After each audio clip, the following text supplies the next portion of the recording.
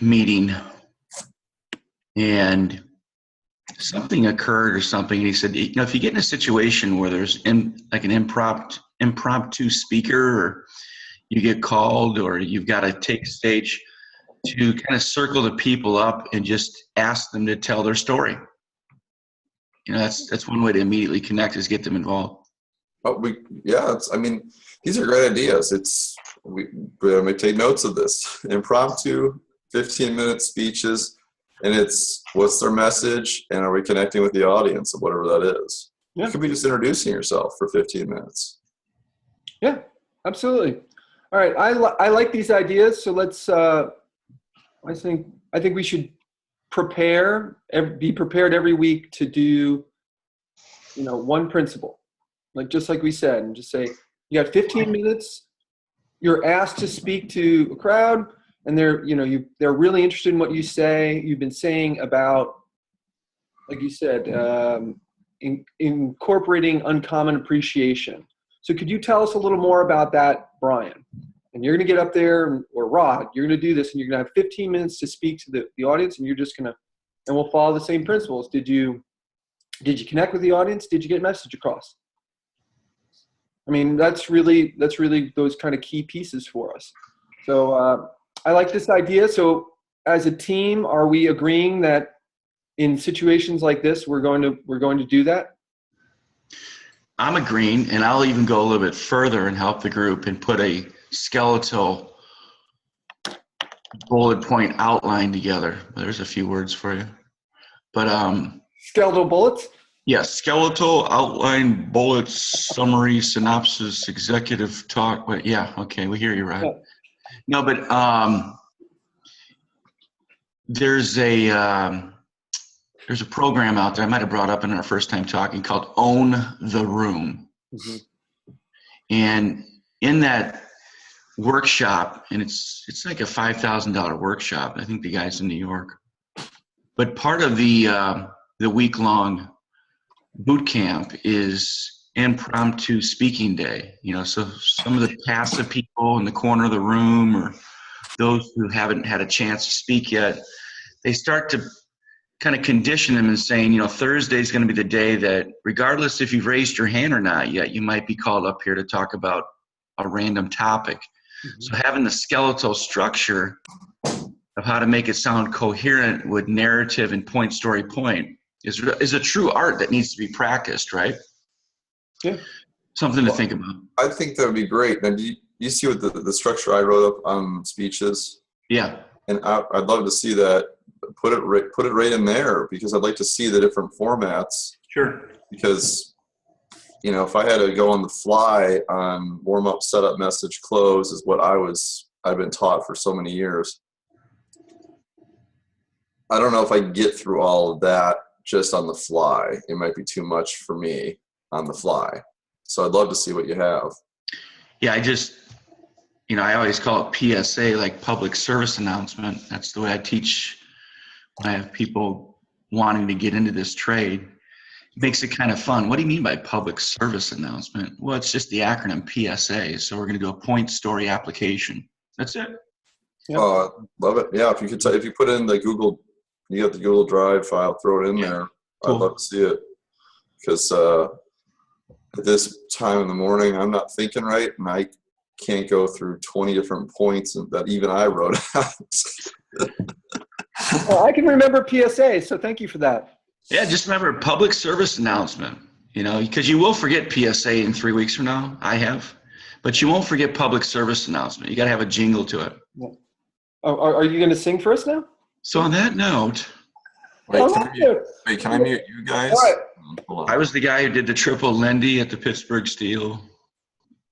Is that right? Very nice.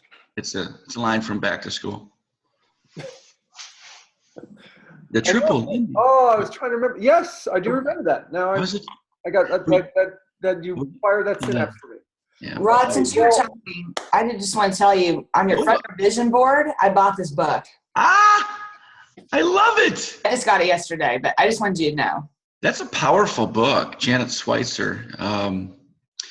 I didn't even know what I was doing. I bought the whole workshop for like $550. 2 days after Newport, I was riding the Newport high. It's a pretty powerful program. It's a lot going on there. Cool. I just want to share that with you. Didn't know if there was a better time. Wow, I contributed without even knowing. I like that. All right, shall we get to the meeting? I don't know. Sure. Well, I'm prepared. I should say I think I'm prepared. I don't know if I would say 100%. More than the rest of us. Yeah, I'm ready to go. Is what I'm saying. All right. Well, let's kind of we kind of already started. Well, let's just do our quick new and goods, and then we'll get into my keynote. I'll jump off there. My new and good is I made partnership this week with my firm. Yay! Very nice. Thank you. Really jacked about it. All right. In one day, my partner and I, not Brian, my other jewelry business partner, we raised $1,000 and were able to buy 75 pairs of growable shoes to take with us to Nicaragua next week. So that was definitely new and good. Wow, cool.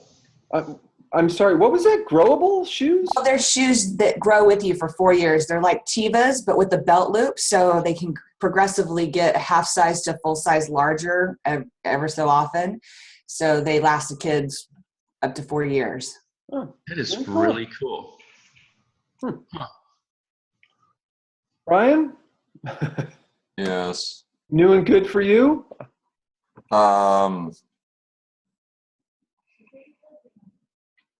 What? You might just say, I've made a major decision. I made a major decision. I have decided to leave Remax at the end of the month. Whoa. And I am going to join Keller Williams. They're designed for team setups and exponential growth.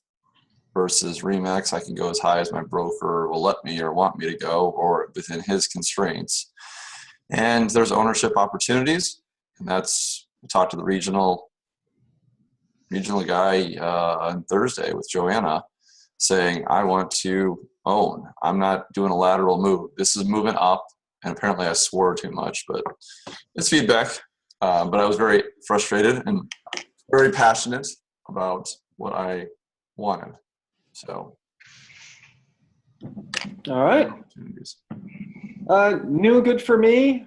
I got all my work done this week, and I intend to spend some time playing baseball with my son if the weather permits. And if not, wait, playing what? Baseball. Oh, okay. All right. I heard what I wanted to hear. I heard paintball. I want to play paintball. No, one of my favorite things to do right now is playing baseball with my son and playing games with my daughter. She just loves to play board games. So I was really busy this week, got a bunch of work done, and I'm focused on some family time this weekend. So new and good for me is to get some quality family time in. All right. Are we ready to begin? Yes, I'm recording. Who would like to be the timekeeper? Rod, Brian, Joanna? Go ahead, I will be. All right. So at 8:20, so at 8:35 my time, you get the hand. All right. All right, I'm going to get started then. I'm going to share my desktop. Can you guys see my desktop? I can see it, Chris. Okay, so this morning I'd like to talk to you about how to build a Tiger team. And I'm going to stop sharing and go back to our view here. Does everybody know what a Tiger team is? Just give me a raise of hands, and if you could take yourselves off mute, I'd appreciate it. You don't know what a Tiger team is? No? No? All right. No. So Tiger team is considered a high-performing team, is really what it is. So now I'll ask you guys, have you been on a high-performing team before? Yes. Yes. All right. Yes. Great. So Joanna, why don't you tell me, what are some of the qualities you would say are of a high-performing team? Everyone was on board and willing to contribute. Everybody had a different strong skill set to bring to the table, and the other team members were willing to recognize and participate with that. Okay, that's good. So everybody's on board and contributing. Rod, how about you? You said, I think. Yeah, there's a true inherent trust that we allow each other to kind of to go our own way while accomplishing the collective goal, allowing each other to have our own personalities in sales and to have our own organizational skills. A high-performing team has a body of trust as the underlying principle. Okay, I like that. Body of trust. Well, these are all great pieces of building a Tiger team. And I have to tell you, I've been really recently fascinated with what makes a team successful, what makes a high-performing team or a Tiger team, and what doesn't, and what are the criteria or measures of success that we use. And I've really, I was very fortunate to be on what was considered a Tiger team very early on in my medical device career and training.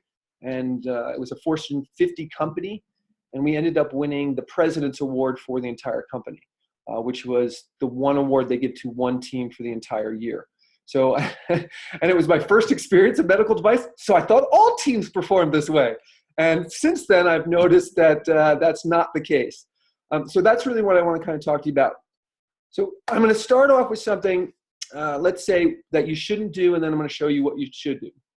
So if you guys could do me a favor, this is kind of an interactive piece. I'm going to kind of play this along. So Rod and Brian, I'm going to ask you guys to kind of play with me if you're okay. Sure. I would like you guys to imagine that we're all on the same team. We're all working together, all right? And let's say Brian has just given an hour-long meeting. And let's just say there was a lot of improvement opportunities there. So Rod and I go afterwards and I talk to you and I go, did you see that meeting? Oh my God, what a waste of time. Did you, what is he thinking? His PowerPoint was off, his point was off. I don't get it. So here I am complaining with you, all right? And let's say, Rod, that you're in the same thing and you kind of come back and, oh yeah, he does that every week. What a waste of time. What else? And then you start complaining about other things, don't you? You see people who kind of complain together. They do that. Now, we're bonding over complaining. Right? Now, let's say, Rod, you and I have a fallout. Something happens and we're not exactly getting along. Right? Now, you see me talking with Brian. Now, I'm over there with Brian. And, Rod, you see me and Brian, we're talking and then we're laughing. And what are you thinking, Rod? I'm thinking betrayal, non-trust, sellout, don't like you. Those are the thoughts I'm thinking. Absolutely. So my point is that complaining is absolutely toxic to an organization. And if you want to build a Tiger team, one thing you have to avoid is that kind of scenario. And that's a choice. So let's go through this again. Now let's say the exact same situation. Let's say Brian had he had a meeting that didn't go so well, and I could talk to you. You're going to say, look, hey, Rod, I don't know Brian that well. There were some really good points in this meeting, but I thought there were some improvement opportunities. Do you know, is he open to, feedback or constructive criticism? What might you say to that, Rod? I don't know Brian that well. It might be something you want to take up with him. But I definitely like the approach. I think it could be needed. All right. Well, if you don't know him that well, you know what? I'm going to go speak to him, and I'm going to see what it is. So now I go to Brian. Brian, I talk to you, and I say, look, there's some really great things you had in your meeting. We do a lot of meetings. There's some improvement opportunities. So I'd like to talk to you about it if you're open to some feedback. Now, I may get two different responses. I mean, like, well, who are you? Or it might be, oh, I'd really be interested in learning. But what have I established myself now as to you, Rod? If you see me now talking with Brian, what are you thinking? Positive, encourager, wanting to help, team player, different, makes me a little bit tilt my head like, who is this guy? Most of us don't do that. Yeah. So here we go. I'm going to go back to my slides here real quick. So thank you for that.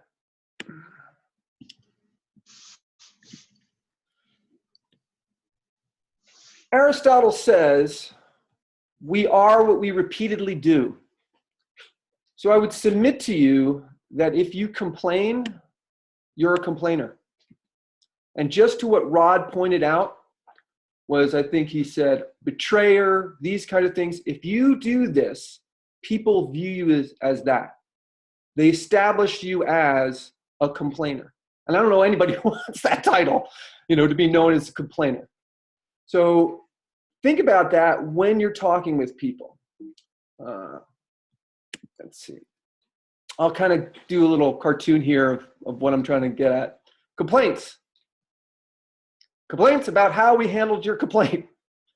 People have a tendency to complain, and they find everything to complain about, right? It's just their mindset. So you have to decide to give up all blaming and complaining. We can complain because rose bushes have thorns, or rejoice because thorn bushes have roses. Exact same stimulus, very different response. I also like to use, maybe you could think of I'm from New Jersey, let's put it this way. And this is another way that I think about it, was Tony Soprano.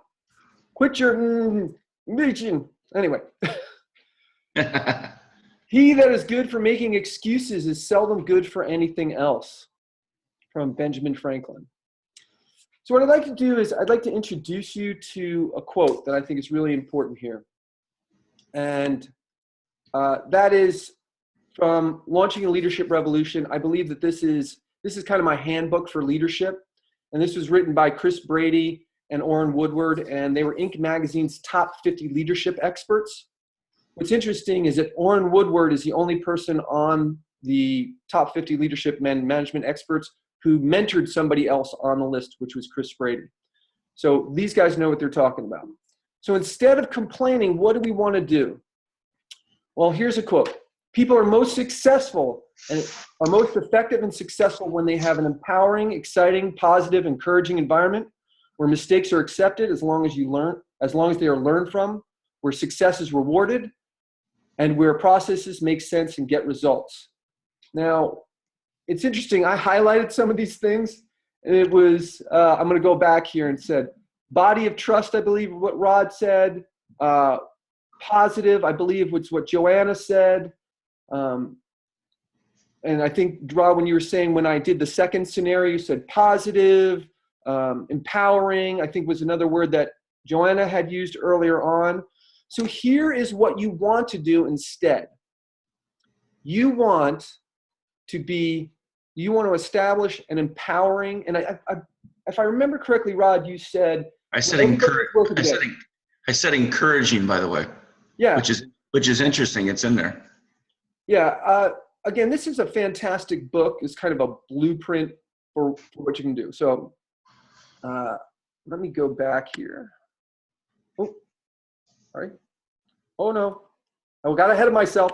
I wanted to tell a story here. I'll have to excuse my, there it is. That's what I was looking for, the stop sharing. All right, so I'd like to tell you kind of the Tiger team that I was on, what the characteristics were and what it was for me. We had, everybody was focused on the same goal. And we worked together. When I asked people for something, they were like, Chris, what can I do to help you? When people asked me for things, it was contagious. I said, what can I do to help you? That's kind of how these things built. We rewarded each other. We had every month we had a town hall, and we had this cheesy get her done award. I know you're a comedian who says get her done, get her done. It was a hat, and it was in this horrible glass frame, but people would fight to get that award. They were so excited to get the Get Her Done Award. I got the Get Her Done Award, and I get to put it up on top of my cube and display it. And the point here of this one is that it's not necessarily about a monetary reward. People want to be appreciated for what they're doing. It's the antithesis of complaining. So if you look at the other side of the coin, complaining is what we want to avoid. So what do we want to achieve? We want to achieve encouragement and empowerment. And when you're working, you want to become a genuine encourager.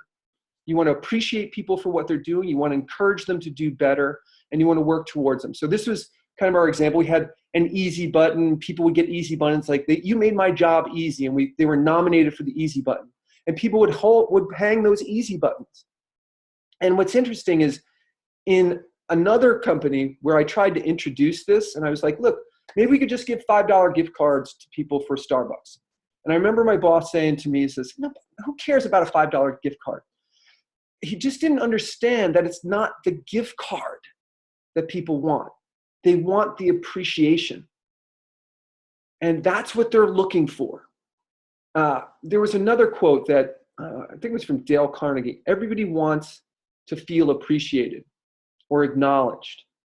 So it's a really core and fundamental if you're going to build a Tiger team. And there's one other piece to this that I really want to hit, and that is anybody can help build the Tiger team. It doesn't necessarily have to be management. You can set the example for your manager. You can set the example for the people who work for you or for the people who are managing you. All right, let me go back to my slides here real quick. There's another book here that I highly recommend. This is kind of my 1-2 punch here. For leadership, it's Launching Your Leadership Revolution. For success, it's Jack Canfield. And I would actually flip the order here. I would read Jack Canfield's book first because he will essentially teach you in this book how to behave, how to set the example for people. And then you can use that example to lead with. I'm actually a Jack Canfield certified trainer in both his methodology and principles. So I'd like to talk a little bit about another story I have here. Let's see, I'm gonna come back to stop sharing my screen. Did I share my screen that time, or did you guys see I think I might have goofed. All right. I think I saw the lovely picture of Jack Canfield, but you guys didn't. Okay.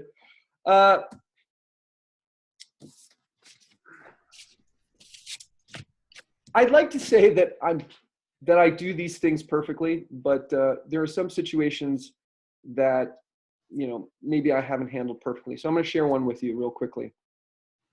So I was working with a company recently, and I was in a meeting, and someone called me out in front of everybody else in that meeting, and essentially was saying that I was lying.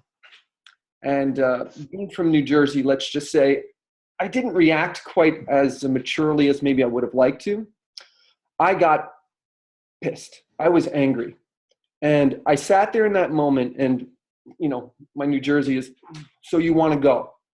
That was my first initial reaction. You want to go? Right now, you want to go in front of everybody? That was my thought. And I mean, it was palatable. And I took a breath because I remembered these principles. And I took a breath and I said, look, if I do that, that is a lose-lose situation.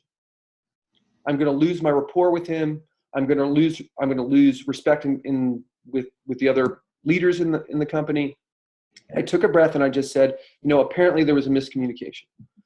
Now, I could have afterwards complained about that behavior, but I decided that, look, that's his management style. I don't necessarily agree with that style. That's his style. How do I, going forward, manage that kind of a style? So I looked at it, for me, is a learning opportunity. I didn't complain about it. I said, look, all right, that's his management style. What do I do to make him feel comfortable with the way I'm talking? So I worked hard to build trust back up with him because he felt that I wasn't trustworthy. So I worked hard on that and the things that I was saying to him. So I'll simply end here, and let me go back to sharing my screen since I have a lovely picture of a tiger to be on there. And you know what? I'm going to go away with that one. I'll simply end here with this. Look, if you want to build a high-performing team or a tiger team, first thing you should do is really look at the way you talk. Are you complaining? And if you are, make a decision. And if you make that decision, it will help you not only at work, but in every facet of your life. And I can speak from experience. When I decided to stop complaining, it helped my relationship with my wife, with my kids, with my work. Now, we're talking about work here, but it's really critical at work. It is absolutely toxic to complain. So what do you do instead? You do all the things that we talked about. You build trust. How do you build trust? By encouraging people, by appreciating people, by understanding that they're going to make mistakes and get them to a point where they want to learn from their mistakes. You want to put those things in play, and at any level, whether you're in upper management or whether you're managing just one person or if you're just managing yourself, you can set the example to build your Tiger team. Thank you for your time and attention today. I appreciate it. And if you'd like to learn more, you can contact me at PMT Consulting. Oh, standupsuccess.com. That's my new moniker. All right. Thank you. Thank you.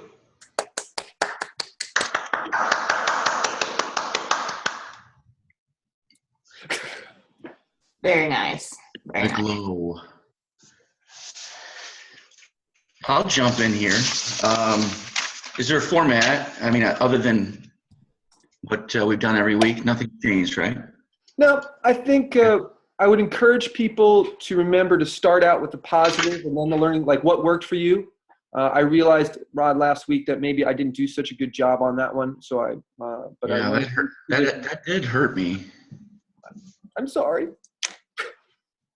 What worked for me was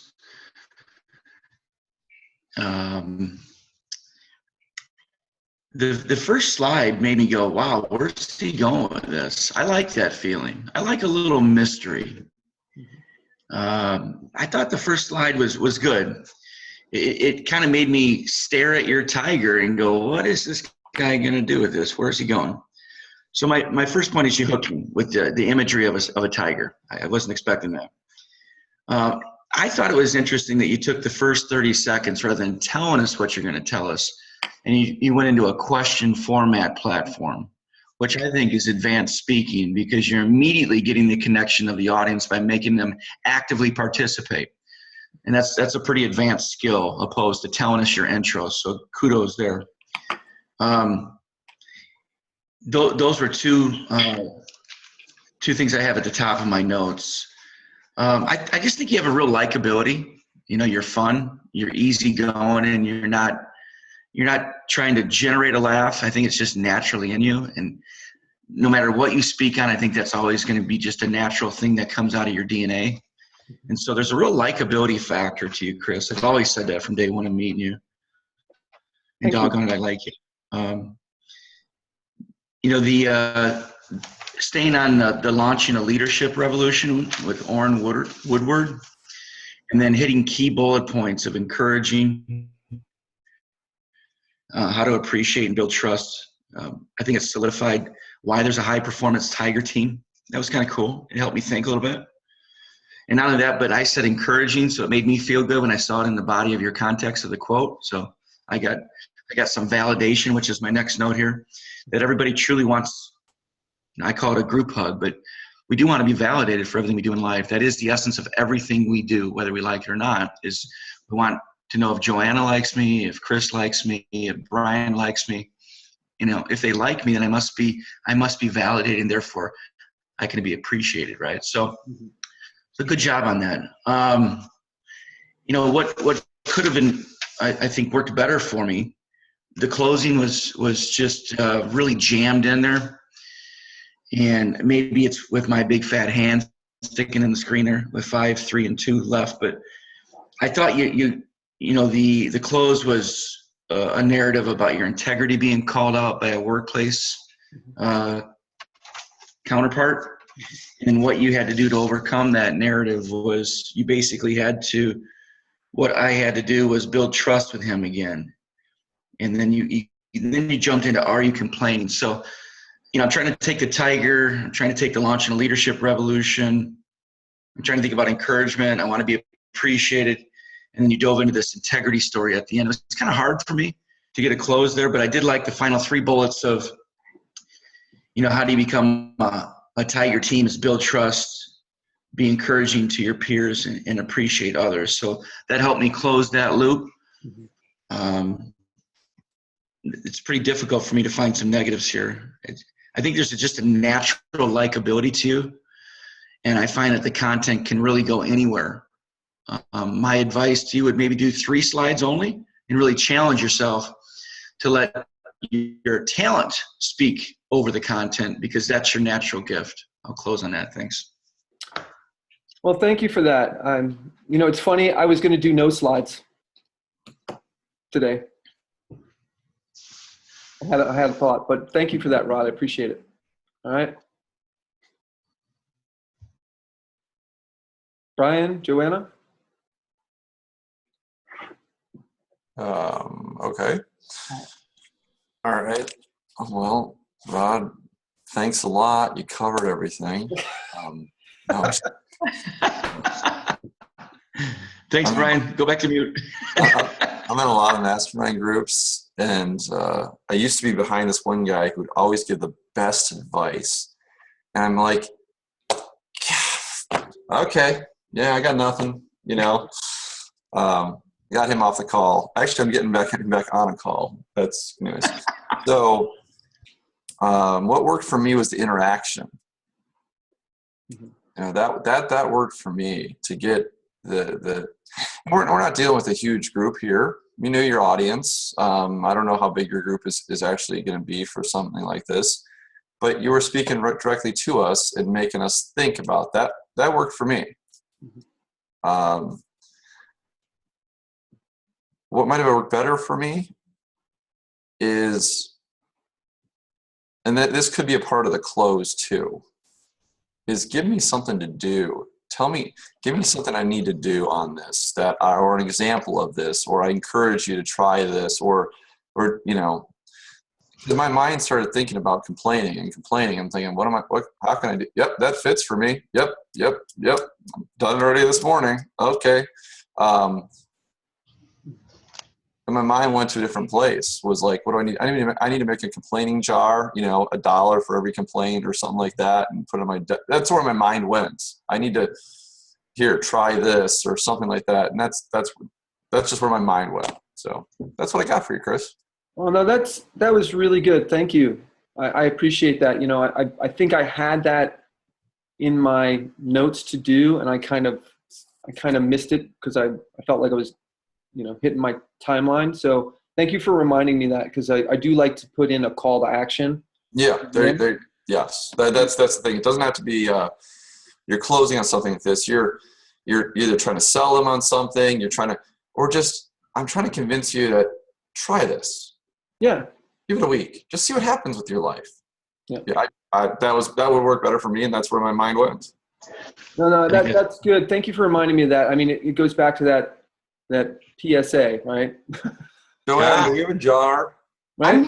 It goes back to what you're saying. Point, story, action. Application. So I appreciate that. I kind of had that in there, but I think I got a little crunched on my times. But thank you for reminding me of that, because I think that's almost more important than the close piece. I probably could have gone without the second story and maybe gone into so how are you going to apply this today? Right? I think that might have been a better unit, together. So we're so close. It was, if you'd had more time, I think you would have gotten there. I found myself taking more notes about what you were saying content-wise versus critique or feedback. So I would give you like an A+++ with connecting to your audience, because all of us kind of were just ready to sit back and listen to a talk, and I didn't expect to dive into the content. So that was huge, especially knowing that we're here kind of more on a panel for feedback. So I took more notes on your content. So great connecting with your audience. I love the full bleed slides. I like Rodney's idea, or even your idea of no slides, but those few real powerful ones, because it gets people engaged with your words. And I think that's what happened for me, is I was engaged with your words. And the ones that you did show were up long enough. I actually had time to write the quotes down while you were talking about them. What would have worked better for me is maybe in the intro. I loved the immediate connection. I think that was very valuable, especially if you're talking about a small group of executives or a team, if you're in a team leadership type of scenario. An example of a tiger team. What does a tiger team look like? What have they done in the world? Something that people can get excited about and go, yeah, I want to be that, or I want our team to look that good, or that's what everybody's striving for. That way, that within Brian's suggestion of an action plan, I think that could have tied it in as a real short period of time. So that's what I have. Beautiful. It's funny. I wasn't sure if everybody knew the term Tiger Team, but it came from NASA. I was thinking of putting a thing in there when NASA was doing their, building spacecraft. The idea of a Tiger Team was an agile team to come together to get a specific task done. And I was going to put in the definition just in case people didn't know, and obviously I think that would have been a nice little add-on there. It's like, what's a Tiger Team? What's a high-performing team? And just so you know, and then maybe have a definition at the end might have tied it a little bit together. So I'd hate to see that take away from your interaction part, though, because getting people engaged of what's a Tiger Team mean to you, and then maybe add the definition. But I would leave that element of the engagement. Yeah, I think that would be what had been my plan. Is I wanted to do this activity right up front to get people to kind of pull in, and my hope is that it was going to link back to my slide about of how to what people want to be successful in their organization. It did, and it worked out really nicely. Like I said, encouragement popped up and empowerment and all those pieces, so it tied really nicely together on those ones. I think there's another message in here too, Chris. I think it might have been in your Aristotle quote. Said something along the lines, we are what we repeatedly do. We are what we repeatedly do. That was a pretty important nugget. It didn't tie back into your close for call to action, which is what Brian was missing. Yeah. So, if complaining is toxic to a Tiger team, then the contrary to that must mean to me that encouragement is the essence of a high-performing team. So my call to action in a repeated way of making myself better is what? Right? That's what I would take away from this. So do I need to meditate 30 minutes a day for the next 5 days to detox myself from being toxic? Do I need to read this book? Is that really what this workshop's about? I think unpacking the layers of our character and habits that we bring to a workshop is very complicated. And we need to make sure that we're taking our time when we sell these things to our crowd. Because being negative is something you brought to this workshop years prior to meeting me, Chris, Brian, or Joanna, or Matt. So we're going to give you some examples of a toxic and high-performing team, and perhaps we can put our chairs in a circle and begin to role play how that makes you feel, right? Those are some call to actions I would give. So, yeah, I like that. I think the tie-in at the end could have been more succinct to those points. Like if I had tied it in with and just say, look, if we go back to saying what we repeatedly do, and we've decided that complaining is toxic, what do we want to repeatedly do? So I'm going to encourage you right now to go out and be a genuine encourager for people. I want you to go out and every time you have a complaining thought in your head, to think of 5 things that you would prefer or positive or that you're grateful for. Every time that happens, to retrain your brain, right, on what to do. So, I think those would have been a neater tie-in at the end. So really, guys, I appreciate it. This is one of the topics I really like to talk to corporations with, and even my own corporation, it's one of these things that I see all the time, and it's amazing. It's amazing how contagious complaining can be, and on the other side, how contagious encouraging people can be. And I think that might have been a better story, was giving one where I encouraged someone and the impact of that. So I think that might have been a better second story. So thank you guys. I really, really appreciate your feedback.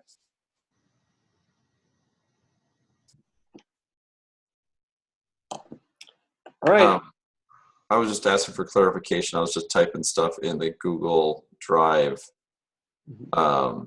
If you guys can take a look at it, I don't know what I put in there. The PSA, that stands for Point Story Action. Is that correct? Application. Point Story Application. There's another way of thinking about it. We can go PSPA, Point Story Point, and then call to action. But however you want to do it, PSA is a simple way of doing it. Yep. And I wrote just that note in the Google Drive. Can you edit that, Rod, with your stuff? Yeah. I mean, I just want to make a note of it, and I was just putting who's speaking next. I don't know if I put the right orders of who's speaking next because so if you guys can take a look at that and change that. Okay. Let me see.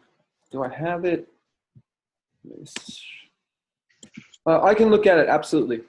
And I've got it down as Matt and Rod next week, the following week, Brian and Joanna. And we'll put in our notes that be prepared to talk every week. If we lose somebody, we're going to say we have all this content from Jack Canfield, and I think it makes a lot of sense if we have someone drop out to just say, okay, what is the success principle that you have most connected with, and tell us why. Let's make the notes of that, saying, look, if somebody's going to be prepared to speak every week on something, or not prepared to speak on something, let's make the basic format of that, and maybe type that a little bit in there, in the Point Story Application.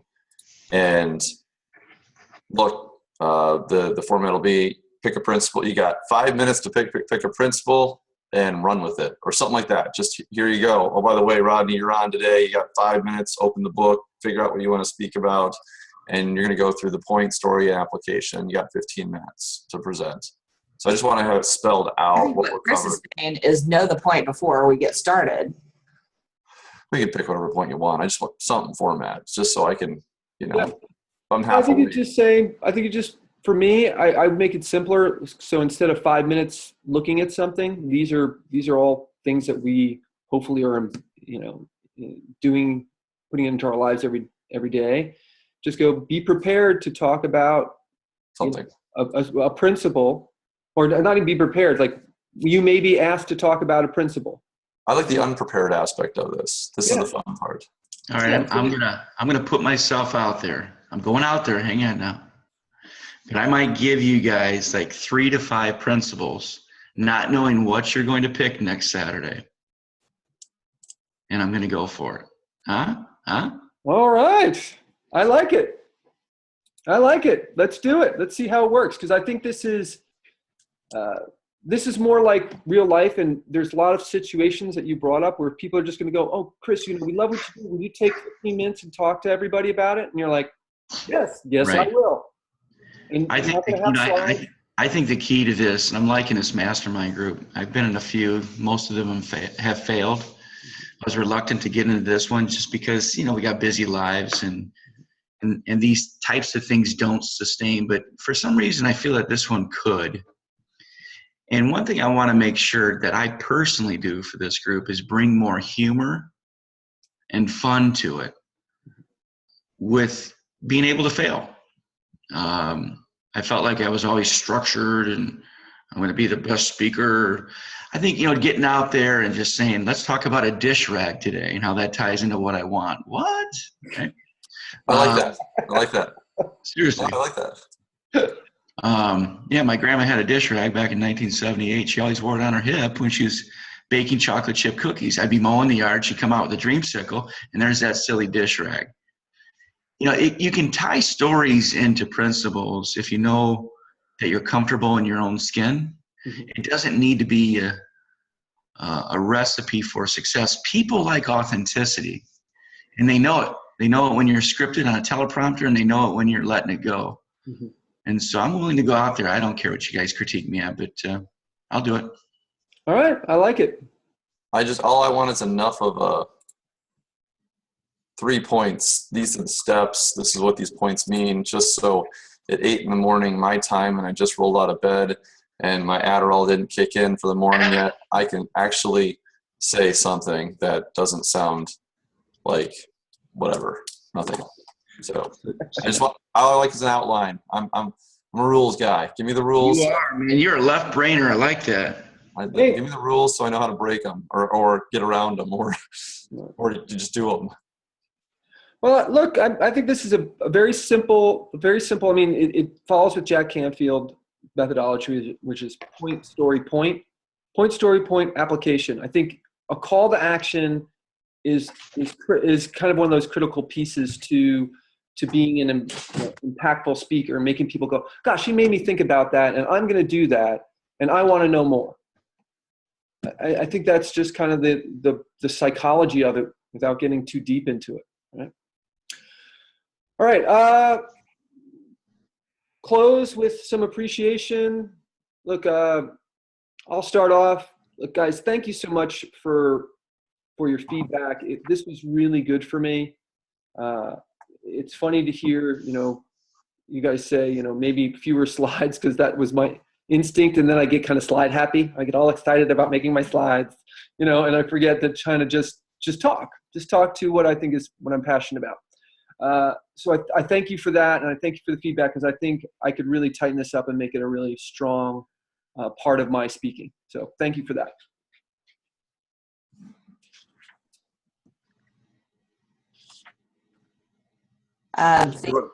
Thanks for being gracious with my misunderstanding of being prepared today. Appreciate you guys for that. And I like that it did create an opportunity, and rather than complaining about it, we found a solution and probably gave us a challenge that we could all really benefit from. Yeah, that's good. Rod? I just want to say thank you for just being accountable every weekend. I think that sometimes is something we think should just happen, but I know we all have busy lives and different narratives and things pulling us in different directions. Just thanks for being my friend through this monitor, and I really look forward, I truly mean this, to seeing you guys all in the flesh again someday, and taking what we're doing here, to kind of a live arena. So thanks. Aw, I give you a hug. Your hand hug. Yeah. Give you a hand hug. I'm sorry. My mind was in the very wrong place. Anyway.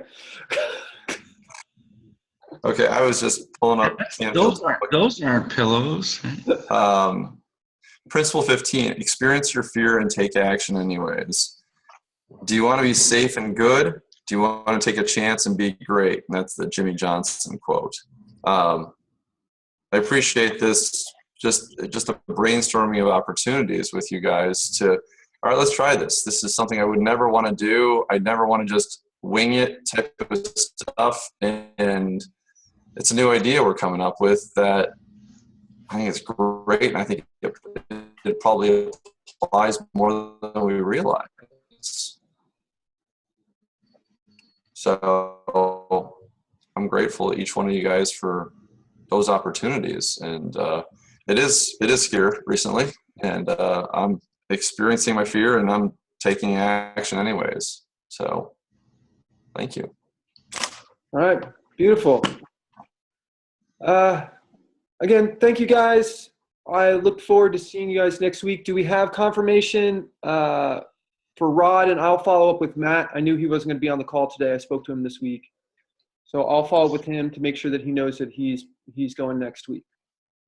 All right. And I'm looking forward to it, Rod. So Rod, just to once again, just to recap, I'll probably select 3 principles. Just to put my money where my mouth is. I'll let you guys choose through the monitor, and we're gonna roll. Okay. Hey, sounds good. I missed this one. I'm so glad we record these calls. I'll look forward to seeing that. Now, once again, just to recap, that's for June 12th for me, right? Also June 12th. 2019. Yeah, right. Also, June 12th. I don't have 3 months to prepare? Well, no, you have to do next week, and you can do that in 3 years. Ah. You get both. And then, yeah, just Joanna won't be here next week. Well, best of luck and safe travels, Joanna, to Yeah. Nicaragua. That sounds really cool. Is that some type of charity drive, it sounds like? Actually, I have a jewelry line that needs to be created, and we found a women's collective in a village in Nicaragua that does art, and so we're taking the merchandise and the pieces and the supplies for them to create their own business model and create the jewelry for the jewelry line. Way to go. That's awesome. Good for you. And thanks. I imagine I'll be talking about that next time. And I'm also appreciative for everybody for, enjoying my lovely wardrobe.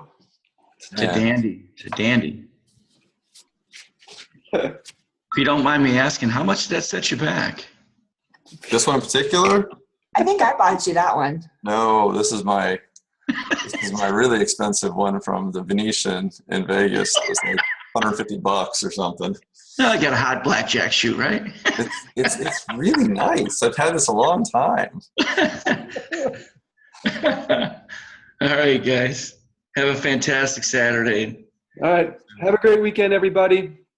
Bye. You guys. See you, Tiger Team.